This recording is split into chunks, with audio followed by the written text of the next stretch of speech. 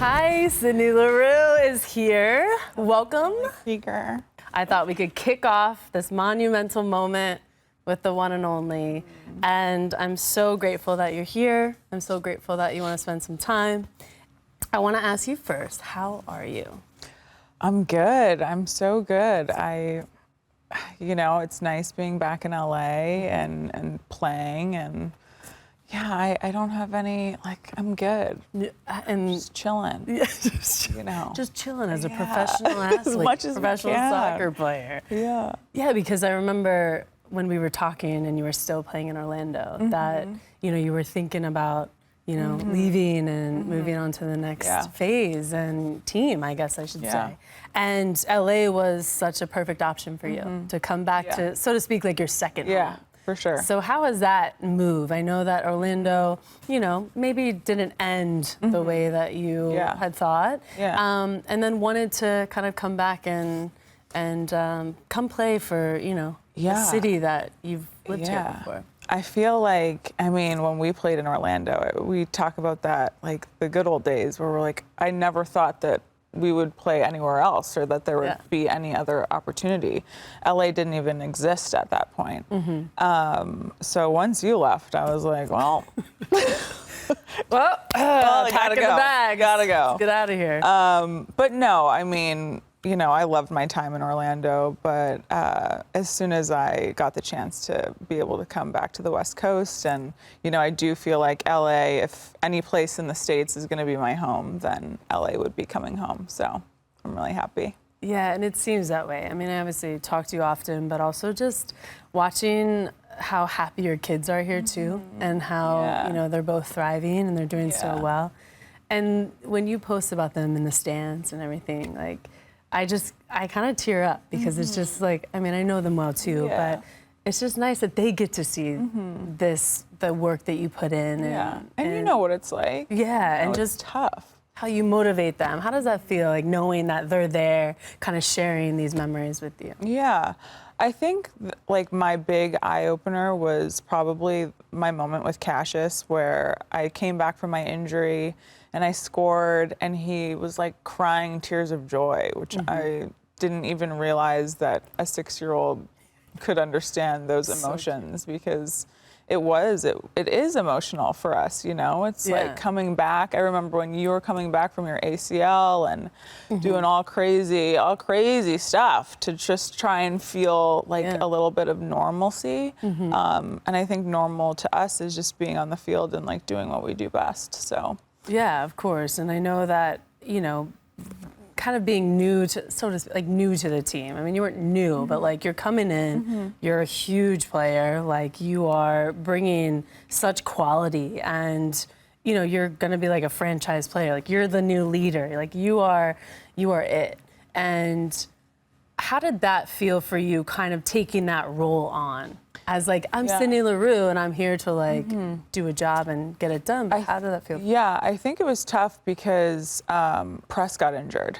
And so it was the search for a forward, and then I came along, and then I got injured right away. Yeah. Well, I was injured, and then it just became a huge thing. And so I felt I still feel guilt, that I wasn't able to give what I was supposed to give, especially in that year. But I've hopefully worked my way back, and I'm still doing that, and I'm still playing, and so it feels really good. How is it that Angel City has really made their mark, and what does it feel to be a part of something like that? I think, when we started the NWSL, we had 12 people in the stands with a camcorder that played on YouTube. A man and a dog. Right, right. No one really, we were playing at high school fields and taking a 7-mile hike in Chicago to the, bathrooms, and we had some rough days. And so now, to play in front of 22,000 people when you've got Jennifer Garner being yay. I'm I think you're my friend, but I watch you on hey, TV. Jen. Yeah. It's amazing. And I'm really just so excited to be a part of Angel City, and it's such a cool place to be. reflecting on your career, and it's obviously not over. There's so much more, to see from you. And what are some of your favorite memories that you can kind of talk about, and even moments like off the field, maybe something that, we've shared as well. It doesn't necessarily have to be on the field. Yeah. But what are some of your favorite memories over the years that... I think my favorite memories are the memories that are shared between us. The little moments that no one really sees. They're not a World Cup or an Olympics. It is coming back from an injury and seeing my son cry. It's like the moments that we've had, the laughs, the tears, all of that, I think, for me is what I look back on and I'm like, oh, wow, it was so much more than the actual big moments. It was the little ones in between. How do you perceive the growth of women's soccer and where it is now and both domestically and internationally? Because now we're seeing stadiums filled everywhere. Everywhere. And also across overseas and other leagues. And so that's so refreshing for me that you feel rewarded. You feel like you're actually, the work is being done and people are listening and hearing us. So how do you perceive it now?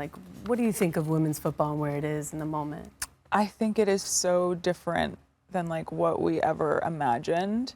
As hard as we pushed and what we fought for, seeing all of that come to fruition is so big, but you're like, oh, there's so much more to go. And I think I'm just proud of us for, being such a big part of it. I remember not even having a pair of socks. Yeah. And I say this often, but it's just ingrained in my mind. We were fighting for socks to wear at training. And food after the session, just to fuel our bodies. And I mean, sometimes we'd have to wash our own clothes, and so to see Bring it your now, own stuff, So see it now where it is you're amazing. Actually treated like a professional. Right. Yeah. Also, on the other hand, women now are getting a runway show. Oh yeah. You at the bring games. The game day fit. And Come on now. Come on. This brings me to want to talk about your specific personal fashion. Your team has great fashion. Yeah. Well, LA, LA. You gotta bring I guess the city. Yeah. City does it for you. It really does. So how do you think of your outfit? How do you feel about this whole runway and before the game, kind of showing your personality and all the things? How do you feel about it, and does it excite you? I think it's fun, right? We always talked about it, look good, feel good, play good. You're kind of getting yourself ready. And it's just a little excitement before, a calm before the storm with a little pizzazz. Do you judge your teammates when they come in and you're just oh? Do you pick who got the MVP of the most? Oh yeah, you're good dressers for sure, of course. But no judgmental stuff, not with my team. But of course, we're well, what are you doing? What are you doing? What about with other teams? Are you am I gonna get canceled? For sure. I mean, for sure. And I hope people judge me too. That's the fun part. Do you pick your outfit the night before, like we used to do in high school? Or that was just me? I think that I have an idea and then I put it on and I'm like, what were you thinking? And then my house gets upside down because I've changed my mind a million times, and then I'm so stressed getting out of the house. I'm I hope this works. When we started doing this, I remember calling you sometimes and being okay, what are you gonna wear? What is this? Do you think this is gonna look cute? Let me send you photos. Yeah, we used to send. We used to send pictures all the time. Is this okay? In the mirror, But your team seems really fun. I mean, I feel I know a few, a few players, and especially Allie Riley, because we all played in Orlando together. Yeah. But this brings me to ask you about the show. BFFR. BFFR. When is it going to be on TikTok? Yeah. Everybody wants to know. I laugh so hard. Oh yeah, we have so much fun. I think the longer you've been playing this sport, you're let's just laugh. Because there's been a lot of tears. We need some laughter. So did she come up with this idea and say, hey, would you want to do this? Yeah, that was totally Allie's idea. We did this video in earlier in the year, and people thought it was really funny, and so Allie's like, we need to do like some show. Yeah. And I'm like, okay. She does everything, you know, I do the intros, and she just has taken this show, and it's been so cool. But I love, you know, we love Al. I saw the wedding. amazing. I know. I saw the wedding dress one. Oh, yeah. I was at the wedding. So Yeah, I was you like, were at oh, the this wedding. is- Yeah. You're bad luck, actually, so. I was thinking of you during the 77 tournament because I was like, I know, we I talked need about like it. a Sydney We talked about it. Leroux. I talked about the need. I mean, 77. we won, so everything's I fine. know, so you didn't actually need me. I did actually, but in the tournament, I was thinking of you, and I was like, yo, I can't wait to bring all the OGs back together because this is like bread and butter just for you. like, you know, cold-blooded killers. You Because- got the dog in Yeah. you. Yeah. Anytime, like I feel like when you're walking out there on the same team as me, I'm always like, oh, We got we're gonna this. win. We got Yeah, this. yeah, Like I felt don't have the to same worry. way. I felt the same way. It's just Yeah. like this bond. I don't know. This bond, like it just feels like unbreakable, but also, you know what you're gonna get out of you. Yeah. And I just You know love how to that. like, how to talk to each other, how to Right. bring out the best in each other. I Right. think that that's so important. Yeah, it is. It is. I hear you are working or committed now to a new campaign. Do you want to just tell me a little bit about that to help, you know, injured athletes? Yeah, I'm working with Tylenol, and I'm really proud to announce the Tylenol Care Commitment, and it's a recovery fund to help bring injured players back onto the pitch and back playing their sport that they love. Amazing. So I'm going to be expecting a little shipment. Tylenol, because you I'm know, going to the gym. Tylenol is everywhere, though.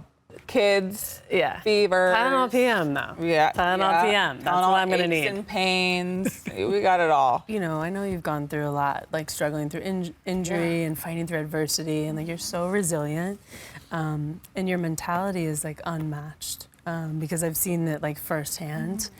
How do you like overcome like those types of injuries and you know fight through adversity on top of having to navigate so much in your life, like being a mom, being an athlete, you know, showing up for yourself. How do you do all that and still make it look flawless? I don't think it is. Like, I don't think I do. And I think that that's really important, is that it's not flawless. I try to be honest. You know, you do the same. We try to be honest. It's not always easy. I think the ability to compartmentalize your life is a very crazy thing. And I do feel like I'm good at that. Yeah. Is it healthy? I don't know.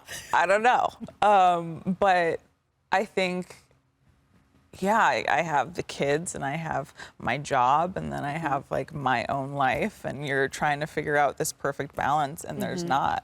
You know there's not. And you're just trying to figure out how to just be great in every single aspect. And sometimes you miss, but I feel like I think of like my internal dialogue, and I don't know if you might feel the same, but every day I wake up and I'm like, okay, like I'm doing the best that I can. I'm trying to balance a successful career and also my kids and my life. And I'm doing a good job, and I try to like give myself that, you know, every day. But you also so I don't know that you are. Yeah. You know what I mean? Yeah. You have to know, and you have to believe that you are, even on your bad days. Like, you got to be like, there's no one else who can do this better. Well, thank you so much for being here and being my first guest. And I just love you, and I know that LA is behind you all, and I am too. I support you from afar all the time. And Me too. I feel the same way.